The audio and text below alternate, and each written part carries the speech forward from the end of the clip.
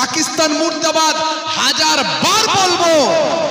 আমরা ভারতবর্ষের মুসলমান পাকিস্তান মুর্দাবাদী বলবো আর হিন্দুস্তান জিন্দাবাদী বলবো।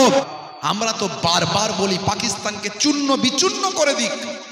আমরা আমাদের দেশের সঙ্গে আছি, যেমন পাকিস্তান মুর্দাবাদ বলবো তেমন পাশাপাশি বলবো পাকিস্তানের যে সমস্ত চেলাচম্পট আমার দেশে আছে তারাও মুর্দাবাদ। পাকিস্তান আমাদের শত্রুতে পরিণত হয়েছে, এর আগেও ছিল, মাঝে একটু ঠিক হয়েছিল, আবার শত্রুতে পরিণত হয়েছে। মুসলমান স্বাধীনতার ৭৫ বছর ধরে দেশপ্রেমের পরিচয় দিয়েছে, আর দেশপ্রেমের পরিচয় আমাদের দেওয়া লাগবে বলে মনে করি না। যেদিনে পেহেলগাঁওয়ে হামলা হলো সেদিনে সেখানে কোনো সৈন্য, আর্মি, ফৌজ ছিল না কেন? আখেরি জামানা, কায়ামতের আলামত চারিদিকে শুরু হয়ে গেছে। কায়ামতের ছোট ছোট আলামতগুলো সব বহিঃপ্রকাশ ঘটে গেছে, এখন বড় কিছু আলামত বাকি আছে। দাজ্জাল বের হবে, ইয়াজুজ মাজুজ বের হবে, ঈসা নবীর আগমন ঘটবে, ইমাম মাহাদি আলাইহিস সালাম আসবেন, কোরআন মাজিদের ভিতরের অক্ষর আর থাকবে না, পাতা সব সাদা হয়ে যাবে, আয়াতকে আল্লাহ তুলে নেবেন। বুঝতে পারছেন ভাইরা আমার, তরুণ যুবকেরা আমার, সূর্য পশ্চিম দিক থেকে উদিত হবে। এই রকম গোটা কতক বড় বড় আলামত ছাড়া বাকি সব আলামত মোটামুটি জাহির হয়ে গেছে। তার মধ্যে একটা বড় আলামত জাহির হতে বাকি আছে, হতে চলেছে, সেটা হলো সারা বিশ্বব্যাপী তৃতীয় বিশ্বযুদ্ধ শুরু হবে, যেটাকে বলা হয়েছে একটা বড় মালহামা হবে, যে মালহামায় 1/3 মানুষ মারা যাবে। বুঝতে পারছেন? আর তার নমুনা আমরা দেখতে পাচ্ছি। এতদিন ধরে যুদ্ধ চলছিল, ইউক্রেন রাশিয়ার সঙ্গে যুদ্ধ চলছিল, আজারবাইজান আর্মেনিয়ার সঙ্গে যুদ্ধ চলছিল, সিরিয়া লিবিয়া এগুলোর যুদ্ধ চলছিল, আমেরিকা আফগানিস্তানের যুদ্ধ চলছিল, এখন আবার পার্শ্ববর্তী দেশ ভারত পাকিস্তানের সঙ্গে যুদ্ধ চলছে। শুরু হয়ে গেছে যুদ্ধ। কিছুদিন আগে পর্যন্ত ভারত পাকিস্তান একসঙ্গে ক্রিকেট খেলেছে, দেখেছেন আপনারা? খেলোয়াড়দের সঙ্গে কত ভালো সম্পর্ক, একে অপরকে গলা জড়িয়ে ধরছে, একে অপরের বিভিন্ন কাজে হেল্প করে দিচ্ছে। আর সেই প্রতিবেশী দেশের সঙ্গে কিন্তু যুদ্ধ শুরু হয়ে গেছে। যদিও পাকিস্তানের সঙ্গে শত্রুতা মাঝে মাঝে আমাদের বেড়েছে, আবার কমেছে। পাশাপাশি পার্শ্ববর্তী দেশ, কোনো যুদ্ধই কখনো কাম্য নয়। অনেকে যুদ্ধ জিগির তোলে, যুদ্ধ হলে খুব ভালো, যুদ্ধ হলে অমুক হয়েছে, তমুক হয়েছে, এই হয়েছে, কিন্তু মনে রাখবেন কোনো যুদ্ধ কিন্তু কারো জন্য ভালো বয়ে আনে না। যেমন তাদেরও ক্ষতি হবে, তেমন কম বেশি আমাদেরও ক্ষতি হবে। দুটো দেশের হাতেই কিন্তু পরমাণু বোমা আছে। যদি কোনো ক্রমে একবার চলে যায়, এর আগের একটা সমীক্ষায় বের হয়েছে, আমেরিকা থেকে সমীক্ষাটা এসেছে, অন্তত সেখানে কমপক্ষে 10 থেকে 15 কোটি মানুষ মারা যাবে। ভাবতে পারেন? অতএব যুদ্ধ নিয়ে হইচই করার কোনো দরকার নাই। আমরা কোনো যুদ্ধ কামনা করি না। পাকিস্তান আমাদের শত্রুতে পরিণত হয়েছে, এর আগেও ছিল, মাঝে একটু ঠিক হয়েছিল, আবার শত্রুতে পরিণত হয়েছে। পেহেলগাঁওয়ে যে 26 জন নিরীহ পর্যটককে যারা জীবন উৎসর্গ করেছে, তার দায় পাকিস্তানের ঘাড়ে বর্তাবে। কারণ যে জঙ্গি গোষ্ঠী দায় স্বীকার করেছে তাদের সঙ্গে পাকিস্তানের সম্পর্ক আছে, এ অস্বীকার করার কোনো জায়গা নাই। এই জন্য আমি বারবার বলি যে পাকিস্তান মুর্দাবাদ, পাকিস্তান মুর্দাবাদ হাজার বার বলবো। আমরা ভারতবর্ষের মুসলমান পাকিস্তান মুর্দাবাদী বলবো আর হিন্দুস্তান জিন্দাবাদী বলবো, কারণ আমার নবীর নির্দেশ হলো যে দেশে তুমি বাস করো সেই দেশকে ভালোবাসা তোমার ঈমান, আর দেশপ্রেম হলো ঈমানের অঙ্গ। মুসলমান স্বাধীনতার 75 বছর ধরে দেশপ্রেমের পরিচয় দিয়েছে, আর দেশপ্রেমের পরিচয় আমাদের দেওয়া লাগবে বলে মনে করি না। যেমন পাকিস্তান মুর্দাবাদ বলবো, তেমন পাশাপাশি বলবো পাকিস্তানের যে সমস্ত চেলাচম্পট আমার দেশে আছে তারাও মুর্দাবাদ। পাকিস্তানের ওই জঙ্গি গোষ্ঠী এলো কেমন করে? জরুর ডাল মে কুছ কালা হ্যায়, সরষের ভিতরই ভূত। যেদিনে পেহেলগাঁওয়ে হামলা হলো সেদিনে সেখানে কোনো সৈন্য, আর্মি, ফোর্স, ফৌজ ছিল না। কেন কেন ছিল না? এই জবাব কে দেবে? এই জবাব কাকে দিতে হবে বলুন?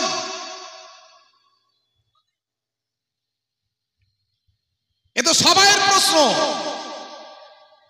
দীর্ঘক্ষণ ধরে সেখানে যে গুলি করলো তারা এসে ঘন্টার পর ঘন্টা ধরে, যে কাশ্মীরের জমিনে 20 মিটার ছাড়া ছাড়া যেখানে ফোর্স থাকে, আর্মি থাকে, সেখানে পেহেলগাঁওয়ের মতো একটা পর্যটন কেন্দ্রে যেখানে হাজার হাজার মানুষ দেশ বিদেশের ঘুরতে বেড়াতে এসেছে, সেখানে কোনো নিরাপত্তা ছিল না। কেন? এর দায় কে নেবে? শুধু তাই নয়, ওই কয়েকজন জঙ্গি আতঙ্কবাদী তারা এলো, তারা জাত ধর্ম জিজ্ঞাসা করলো, আবার চলেও গেল। এত সময় পেল কি করে? শুধু পাকিস্তান মুর্দাবাদ তো বলবোই, পাকিস্তানকে যারা এ দেশে সাহায্য করেছে, বর্ডার থেকে শুরু করে যে যেভাবে সাহায্য করেছে তাদেরকেও মুর্দাবাদ বলতে হবে, খুঁজে বের করতে হবে, এর দায় নিতে হবে। ভাইরা আমার, মুসলমান কতদিন আর দেশপ্রেম দেখাবে? দেশপ্রেমের পরিচয় আর কতদিন দিতে হবে আমাদের? পর্যটনকে বাঁচাতে গেলে, পর্যটকদের বাঁচাতে গিয়ে আদিল শাহ বলে একজন মুসলিম যুবক কোন জাত ধর্ম জিজ্ঞাসা করেনি, সে তার নিজের জীবনটা দিয়েছে। তারা জাত ধর্ম জিজ্ঞাসা করে মেরেছে, আর আদিল শাহ জাত ধর্ম জিজ্ঞাসা না করে নিজের জীবনটা উৎসর্গ করেছে। এর থেকে বড় দেশপ্রেম আর কি দেখাবে? এখনো আমাদেরকে দেশপ্রেমের পরীক্ষা দিতে হবে কিছু মানুষের কাছে। কে তুমি? তুমি কে? দেশপ্রেমের পরীক্ষা নিতে চাও আমাদের? ভারতের তিরঙ্গা পতাকা যেটা আছে, এই পতাকার ভিতরে যে গোল চক্রটা, এই চক্রটা যিনি তৈরি করেছেন, ডিজাইন করেছেন, তিনি হলেন সুরাইয়া তৈয়বজি। তিনি একজন মুসলমান। তুমি কার পরিচয় নিতে চাও? লালকেল্লায় ইংরেজদের পতাকা খুলে দিয়ে ভারতবর্ষের তিরঙ্গা যিনি লহরেছিলেন, উড়িয়েছিলেন, প্রথম এই লালকেল্লার ওপরে যিনি ভারতবর্ষের তিরঙ্গা জাতীয় পতাকাকে যিনি উড়িয়েছিলেন, ইংরেজদের পতাকাকে খুলে ছুঁড়ে ফেলে দিয়েছিলেন, তিনিও একজন মুসলমান। তুমি কি মুসলমানের দেশপ্রেম নিতে চাও? এখনো আমাদের দেশপ্রেমের সবুত দিতে হবে। লজ্জা, এর থেকে বড় লজ্জার কিছু নয়। ভারতবর্ষে ইংরেজদের সঙ্গে লড়াই করতে গিয়ে প্রথম যে ব্যক্তিটা ফাঁসি কাস্টে চড়েছিল, ইতিহাস পড়ে দেখো, তিনি হলেন আশফাকুল্লাহ। তিনি একজন মুসলমান। পেহেলগাঁওয়ে এই জঙ্গি হানার পরে যে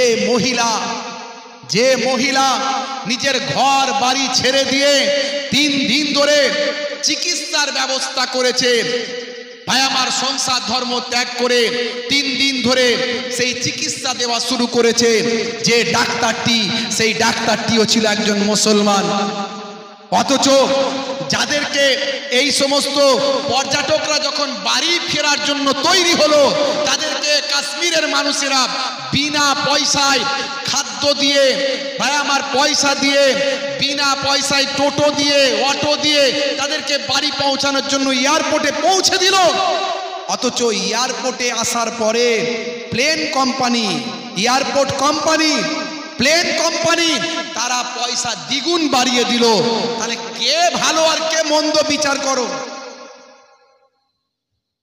বন্ধুরা আমার, এই কদিন ধরে যত পাকিস্তানের চেলাচাম্পট ধরা পড়ছে, তারা কারা?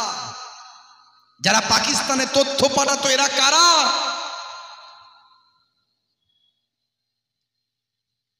সোর্সের ভিতরে ভূত।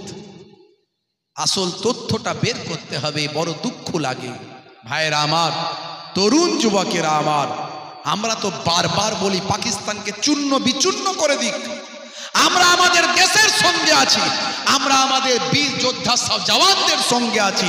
প্রয়োজন হলে 1 কোটি মুসলমানকে, 1 কোটি ভারতবর্ষের মুসলমানকে ট্রেনিং দিয়ে আমাদেরকে কাশ্মীরে পাঠিয়ে দেওয়া হোক, আমরাই পাকিস্তানের সঙ্গে লড়াই করে দেখিয়ে দেব যে পাকিস্তান কেমন করে আমাদের সঙ্গে জিততে পারে। আমরা দেখিয়ে দেব। আজকে দেখেছেন আপনারা, বিল্লাল আহমেদ যিনি একজন পাইলট, বায়ুসেনার কমান্ডার, আর সোফিয়া কুরাইশি যিনি একজন বায়ুসেনার কমান্ডার, তারা পাকিস্তানের 30 কিলোমিটার ভিতরে গিয়ে পাকিস্তানকে গুড়িয়ে দিয়ে চলে এসেছে। এটাই হলো প্রকৃত মুসলমানের দেশপ্রেম। জোরে বলুন সুবহানাল্লাহ। বড় লজ্জা লাগে, যারা ইংরেজদের সঙ্গে দালালি করেছে তারা আমাদের কাছ থেকে দেশপ্রেম চায়, দেশপ্রেমের সার্টিফিকেট চায়। যারা ইংরেজদের কাছে মুসলেকা দিয়েছিল, ইতিহাস বলছে, আমি বলছি না। জীবন দাস মুখোপাধ্যায়ের লেখা 1857 সালের 1857 সালের সিপাহী বিদ্রোহ যখন খুলে দেখবেন ইতিহাস, জীবন দাস মুখোপাধ্যায়ের লেখা উচ্চ মাধ্যমিকের ইতিহাস, ভাইয়েরা আমার, তরুণ যুবকেরা আমার, 27,000 মুসলমান ইংরেজদের বিরুদ্ধে লড়াই করে নিজেদের জীবনকে উৎসর্গ করেছিল। যে সময় জালিয়ানওয়ালাবাগের হত্যাকাণ্ড হয়েছিল, জালিয়ানওয়ালাবাগের হত্যাকাণ্ডে যখন জেনারেল ডায়ার গুলি চালানোর নির্দেশ দিয়েছিল, যে জালিয়ানওয়ালাবাগের হত্যাকাণ্ডের বিনিময়ে কবিগুরু বিশ্বকবি রবীন্দ্রনাথ ঠাকুর নাইট উপাধি ত্যাগ করেছিলেন, ফিরিয়ে দিয়েছিলেন ইংরেজদের, সেই জালিয়ানওয়ালাবাগের হত্যাকাণ্ডে বহু মুসলমানের জীবন সেদিনে শহীদ হয়ে গিয়েছিল।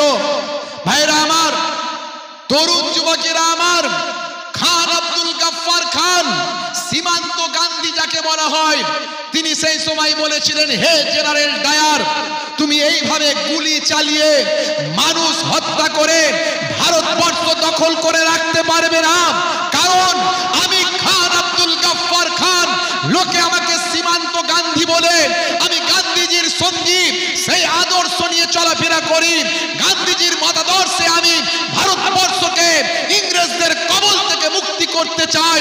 আমি খান আব্দুল গাফফার খান, খান আব্দুল গাফফার খান সীমান্ত গান্ধী, হে জেনারেল ডায়ার, আমি তোমাদের ঘোষণা করছি, শোনো, যতগুলো আমার মুসলিম ভাই এখানে মারা গেছে, তুমি জানো না এদের ইমানের শক্তি কত দূর, এদের পিঠে একটাও গুলি লাগে না, দেখবে এদের তুলে তুলে দেখো, এরা সব বুকে গুলি খেয়েছে, কারণ পালাতে গিয়ে কোনো মুসলমানের বাচ্চা মারা যায় না। মুসলমানের বাচ্চা পালাতে গিয়ে মারা যায় না, লড়াই করতে গিয়ে মারা যায়।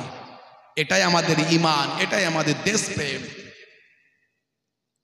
বন্ধুরা আমার, তরুণ যুবকেরা আমার, আমরা দোয়া করি আমাদের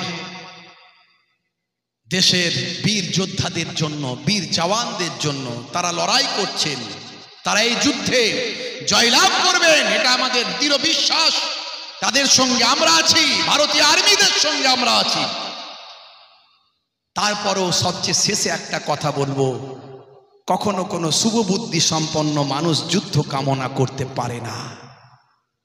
যুদ্ধ না হোক এটাই আমরা চাই, যুদ্ধ না হয়ে শান্তি হোক এটাই আমরা চাই, একটা আলোচনায় মিটুক এটাই আমরা চাই, কারণ যুদ্ধ কখনো কারো ভালো বয়ে আনে না। ভাইরা আমার, তরুণ যুবকেরা আমার, খুব সংক্ষেপে কিছু আলোচনা করব, আপনারা একটু ধীর স্থির ভাবে একটুখানি বসেন। আজকে আমাদের ঈমানকে বাঁচাতে হবে, ঈমানকে মজবুত করতে হবে। কায়ামতের আলামত চলে এসেছে, এইভাবেই একদিন বিশ্বযুদ্ধ শুরু হবে।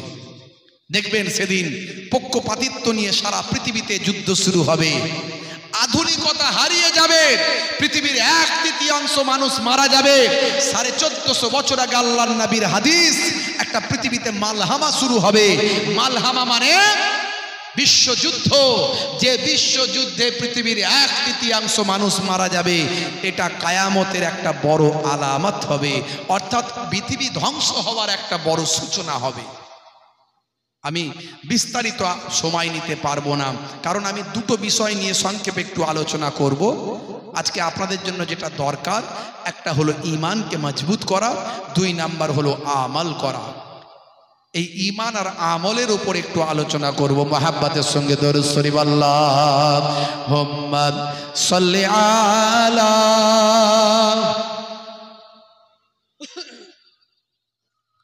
ওয়া আলা আলি সাইয়্যিদিনা। হে তরুণ যুবকেরা, হে আমার বন্ধুরা, হে আমার মুরব্বিয়ানিরা, শুনে রেখে দিন বাবা, আমার আল্লাহ কোরআন মাজিদের ভিতরে বললেন, ইয়া আইয়ুহাল্লাযীনা আমানু ওয়া আমিলুস সালিহাত কানাত লাহুম জান্নাতুল ফিরদাউসি নুজুলা। হে তরুণ যুবকেরা, যে সমস্ত বান্দা বান্দীরা ঈমানটা এনেছেন, সেই মতো আমলটা করেছেন, একদিকে হলো ঈমান আর একদিকে হলো আমল। আমার আল্লাহ বলছেন, যারা ঈমানটা এনেছেন, সেই মতো আমলটা করেছেন, ওই সমস্ত বান্দা বান্দীদের জন্য কানাত লাহুম জান্নাতুল ফিরদাউসি নুজুলা। ওই সমস্ত বান্দা বান্দীদের জন্য আমার আল্লাহ বলেন, তাদের জন্য আমি আল্লাহ আমার দয়ার জান্নাত, জান্নাতুল ফিরদাউস দান করে দিলাম। জোরে হবে না? জোরে হবে না? বন্ধুরা আমার, তরুণ যুবকেরা আমার, সংক্ষেপে বলি তাহলে, একদিকে হলো ঈমান। ঈমান মানে কি? ঈমান মানে হলো বিশ্বাস। ঈমান মানে হলো টাকা পয়সা নয়, সোনা দানা গয়না গাটি নয়। ঈমান মানে হলো বিশ্বাস। কি বিশ্বাস?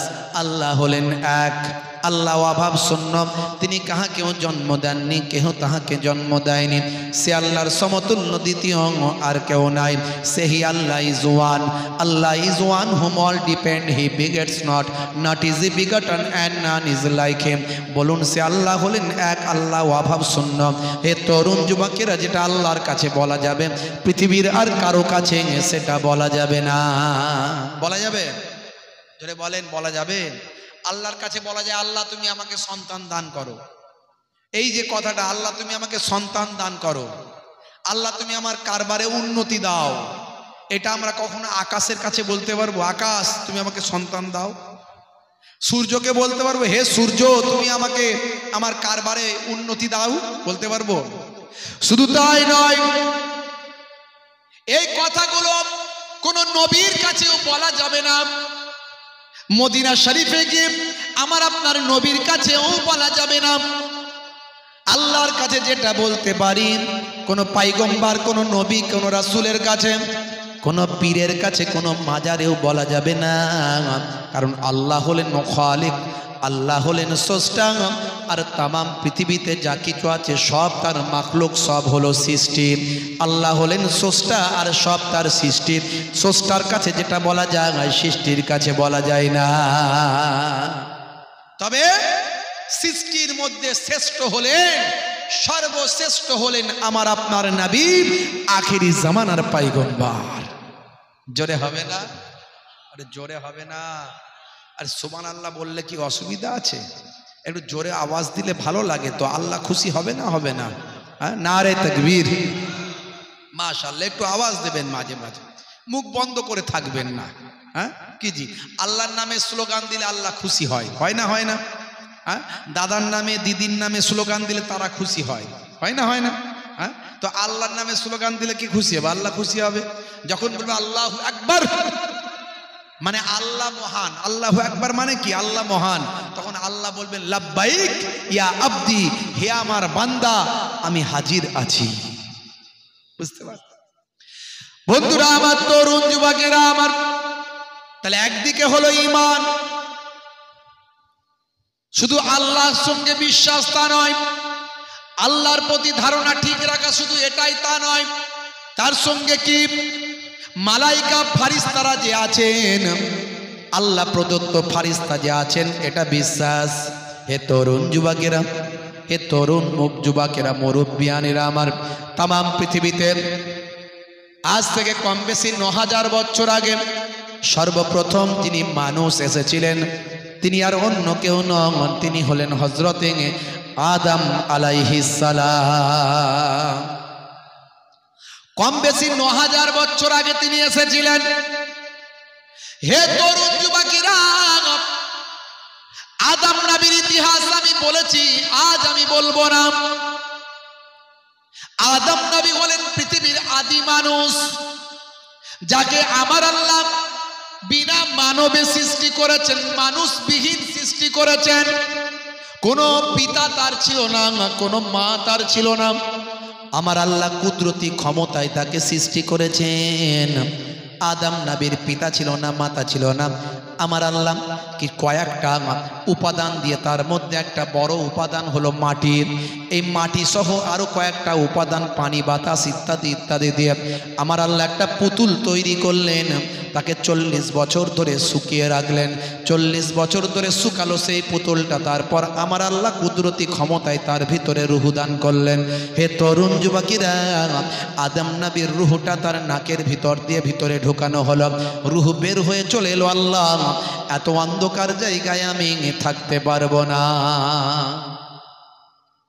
আদম নবী তো আর আমাদের মতো ফিগার ছিল না, বিশাল ফিগার। আগের যুগের মানুষ বিশাল লম্বা।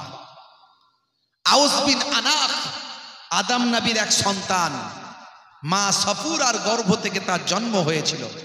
আউস বিন আনাক, যিনি ৩৫০০ বছর বেঁচে ছিলেন। কত বছর? আর আদম নবী ৯৫০ বছর, কম বেশি ৯৫০ বছর।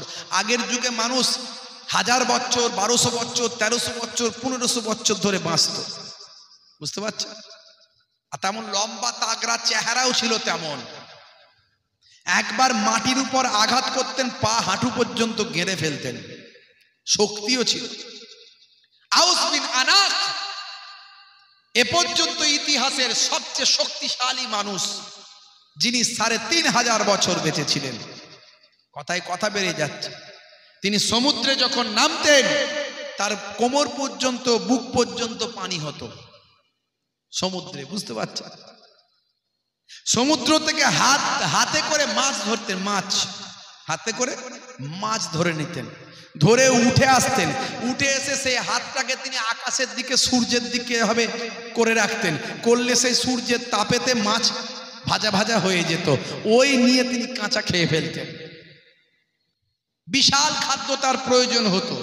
যেমন শরীর তেমন খাবার লাগবে না, লাগবে না, লাগবে না। শরীর যেমন খাবার তেমন। আর যখন পানি খাওয়ার দরকার হতো, হাতে লাঠি ছিল, লাঠি, ওই সোজা দাঁড়িয়ে মেঘেতে আঘাত করতো, মেঘেতে আঘাত করে পানি চলে আসতো, সেই পানি খেয়ে নিতেন।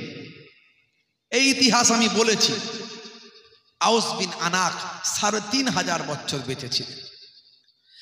বন্ধুরা আমার, তরুণ যুবকেরা আমার, হে আমার মুরব্বিয়ানেরা, হে যুবকেরা, শুনে রেখে দিন বাবা, হযরত আদম আলাইহিস সালামের শরীরের ভিতর থেকে রূহটা বের হয়ে এলো।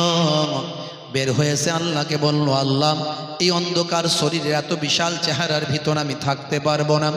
এমন সময় আমার আল্লাহ বললেন, কেন ভাই? আমার আদম নবীর আত্মা বলল, এই অন্ধকারের ভিতরে আমার বড় কষ্ট হয়। আমার আল্লাহ বললেন, ঠিক আছে, হে তরুণ যুবকেরা, আমার আপনার নবীর নূরকে আল্লাহ সবচেয়ে আগে সৃষ্টি করেছিলেন। আর সে আজিমের নিচে আমার আপনার নবীর নূরকে আল্লাহ রেখেছিলেন। আর সে আজিম থেকে আমার আপনার নবীর নূরটাকে নিয়ে এসে আদম নবীর পেশানি কপালেতে আমার আল্লাহ লাগিয়ে দিলেন। এমন সময় দেখতে পাওয়া যায় আদম নবীর পেশানিতে নূরটা লাগানোর সঙ্গে সঙ্গে সারা শরীরের ভিতরটা আলোয় আলোকিত হলো। এবার নাকের ভিতর দিয়ে আত্মা ভিতরে গেল। আল্লাহ জিজ্ঞাসা করলেন, হে আদমের আত্মা, এবার কি তুমি কমফর্টেবল ফিল করছো, আরামের মধ্যে আছো? এমন সময় আত্মা ভিতর থেকে উত্তর দিল, মাবুদ, এবার আমি অনেকটা আরামের মধ্যে আছি। কোম্পানি যখন কোনো প্রোডাক্ট মার্কেটে লঞ্চ করে সঙ্গে একটা পুস্তিকা দেয়। আদম নবীকে আল্লাহ সৃষ্টি করলেন, তার থেকে মানব জাতির সৃষ্টি হলো। হে তরুণ যুবকেরা, আদম নবীর নাম according to খ্রিস্টানিটি, according to Abraham religious, অন্যান্য আসমানি গ্রন্থগুলো আপনি খুঁজলে পাবেন। আমরা বলি আদাম, তারা বলে অ্যাডাম। আমরা বলি মা হাওয়া, তারা বলে ঈব। আমরা বলি দাউদ, তারা বলে ডেভিড। আমরা বলি সুলাইমান, তারা বলে সুলেমান। আমরা বলি মুসা, তারা বলে মোজেস। আমরা বলি ঈসা, তারা বলে যিশু। আমরা বলি মারিয়াম, তারা বলে মেরি। আমরা বলি ফেরাউন, তারা বলে ফারাও। নামগুলো শুধু পাল্টে গেছে, ব্যক্তিগুলো এক। যদিও ফেরাউন ফারাও এটা একটা উপাধি, এটা একটা উপাধি। ফেরাউন ফারাও এটা হলো যেমন রাজা, বাদশাহ, মন্ত্রী, নেতা। হে তরুণ যুবকেরা, হে আমার বন্ধুরা, হে আমার মুরব্বিয়ানেরা, শুনে রেখে দিন বাবা, জেনে রেখে দেন। হে মুসলমান, হজরতে আদম নবীকে আমার আল্লাহ সৃষ্টি করলেন। এভাবে কোম্পানি যখন কোনো প্রোডাক্ট মার্কেটে লঞ্চ করে সঙ্গে একটা পুস্তিকা দেয়। আমার আল্লাহ তাআলা আদম নবীকে এবং তৎকালীন মানুষ জাতিকে সৃষ্টি করলেন। মানুষ জাতির জন্য আমার আল্লাহ একটা পুস্তিকা দিলেন। আপনি মোবাইলটা যখন কিনেছেন সঙ্গে একটা পুস্তিকা পেয়েছেন, ফ্রিজ কিনেছেন পুস্তিকা পেয়েছেন, এসি কিনেছেন পুস্তিকা পেয়েছেন। সেই পুস্তিকাতে প্রোডাক্ট সম্পর্কে ডিটেলস লেখা আছে। হে তরুণ যুবকেরা, আমার আল্লাহ আদম নবীকে সৃষ্টি করলেন, মানব জাতি সৃষ্টি করলেন, আদম নবীর সন্তানদের সৃষ্টি করলেন। মানব জাতি কিভাবে জীবন যাপন করবে তার জন্য আমার আল্লাহ আদম নবীর কাছে একটা পুস্তিকা দিলেন। সেই পুস্তিকাটার নাম হলো সাহিফা।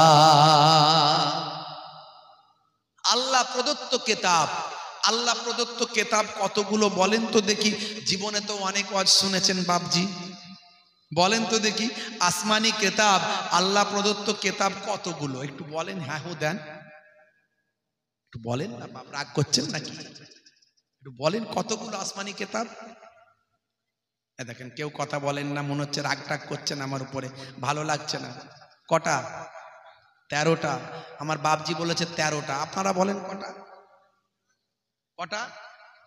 113? 104। কে বললো 104? বাহ, মাশাআল্লাহ, আমার বাপজি ঠিকই বলেছে।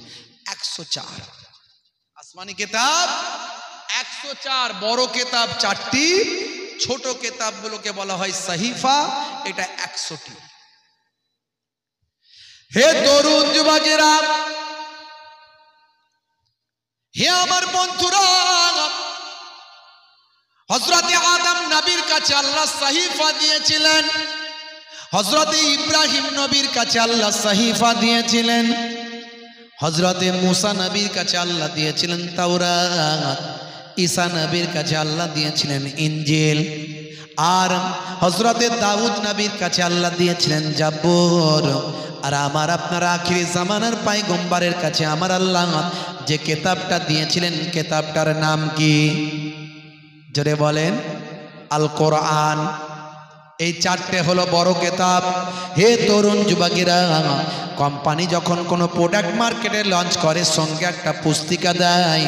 আমার আল্লাহ মানুষ নামক প্রোডাক্ট পৃথিবীতে দান করেছেন। সঙ্গে এক একটা সময়, জায়গায় বিশেষ, এলাকা বিশেষ, জায়গা বিশেষ, বিভিন্ন ভাষায় আমার আল্লাহ এক একটা পুস্তিকা দান করেছেন। হে তরুণ যুবকেরা, সর্বশেষ চূড়ান্ত কিতাব, সেই কিতাবটার নাম হলো আল কোরআন। অন্যান্য আসমানি কিতাবগুলো মুখস্থ করার সিস্টেম ছিল না, তাই সেই কিতাবগুলোতে মানুষ বিভিন্নভাবে নিজেরা সংশোধন সংযোজন করে দিয়েছে, সেখান থেকে লেখা পাল্টে ফেলেছে, বদলে দিয়েছেন, নিজস্ব লেখা নিজস্ব আইডিয়া সেখানে কাজে লাগিয়েছেন। কিন্তু আমার আল্লাহ আখিরি জামানার পয়গম্বরের কাছে সর্বশেষ চূড়ান্ত কিতাব দিলেন, যাতে এই কিতাবটা কেউ বদলাতে না পারে। আমার আপনার নবীর কাছে পাঠিয়ে আমার আল্লাহ মুখস্থ করার অনুমতি দিলেন। জোরে হবে না? তাই 1450 বছর থেকে কোরআন মাজিদ মুখস্থ করছে পৃথিবীর মানুষ। জোরে বলুন সুবহানাল্লাহ।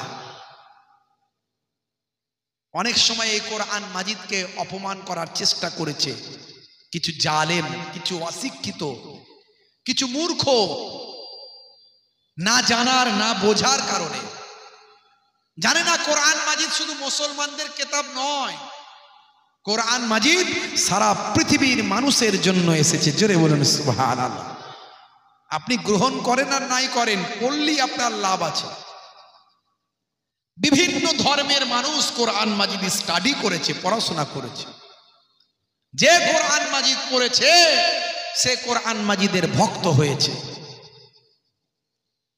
কোরআন মাজিদ নিয়ে যেগুলো ভুল বার্তা মানুষের কাছে ছড়ানো হয়, সেই আয়াতগুলোর আগে আর পরে যদি আপনি পড়েন, আপনার ভুল ধারণা দূর হয়ে যাবে। জোরে বলুন সুবহানাল্লাহ। আরে জোরে হবে না? এতগুলো মানুষ আছে, সুবহানাল্লাহ বললে পয়সা লাগবে? কি জি, সুবহানাল্লাহ বললে পয়সা লাগবে? সুবহানাল্লাহ বললে সব আছে না নাই? কোন দাদা দিদি স্লোগান না আল্লাহর। জোরে বলেন খার। আল্লাহ মানে সবাই, যাকে কেউ স্রষ্টা বলে, কেউ সৃষ্টিকর্তা বলে, কেউ মাবুদ বলে, কেউ লর্ড বলে, কেউ গড বলে, কেউ প্রভু বলে, তাই তো? যে যা নামে ডাকে, আমরা তো সেই এক আল্লাহকে ডাকছি। তাহলে আল্লাহর নামে স্লোগান দিলে সব আছে না নাই? আছে না নাই? তাহলে জোরে হবে না সুবহানাল্লাহ? আর জোরে হবে না নারে তাকবীর? ওই রাত বলে অঙ্গ প্রভু, ওই আকাশ বাতাস চন্দ্র তারা, খুশিতে তারা মেতেছে, আসমানি হুরফারি সিতারা দেখার তরে উকি মেরেছে। জোরে হবে না? আরে জোরে হবে না? ওই আকাশ বাতাস চন্দ্র তারা, খুশিতে তারা মেতেছে, আসমানি হুরফারি সিতারা দেখার তরে উকি মেরেছে। দাদু মুত্তালিব খুশি হয়ে, দাদু মুত্তালিব খুশি হয়ে মক্কাবাসীর দাওয়াত করেছে। 12ই রবিউল আউয়ালে রহমত ওয়ালা নবী এলো রে, সাফাতের তাজ পরে জামিনে বরকত ওয়ালা নবী এলো রে। এলো রে ভাই এলো রে, এলো রে ভাই এলো রে, কাউসার কাউসার ওয়ালা নবী এলো রে। আল্লাহুম্মা সাল্লি আলা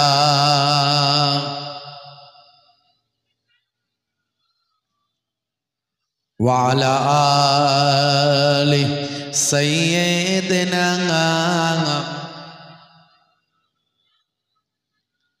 وقال الله تعالى في كلامه المجيد والفرقان الحميد: لقد كان لكم في رسول الله أسوة حسنة.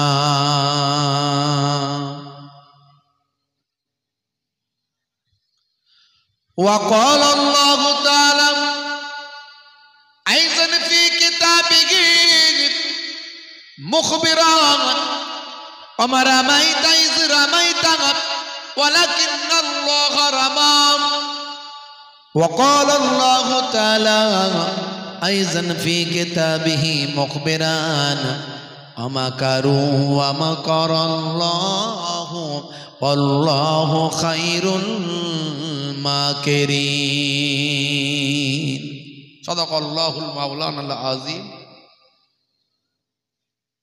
وقال النبي সাল্লাল্লাহু আলাইহি ওয়াসাল্লাম মান তামাসসাকা বিসুন্নতি ইনদা ফাসাদি উম্মতি ফালাহুন আজরু মিয়াতা শাহীদ ইলা আখিরিল হাদিস আও কামা ক্বালা আলাইহি সালাতু ওয়াসসালাম।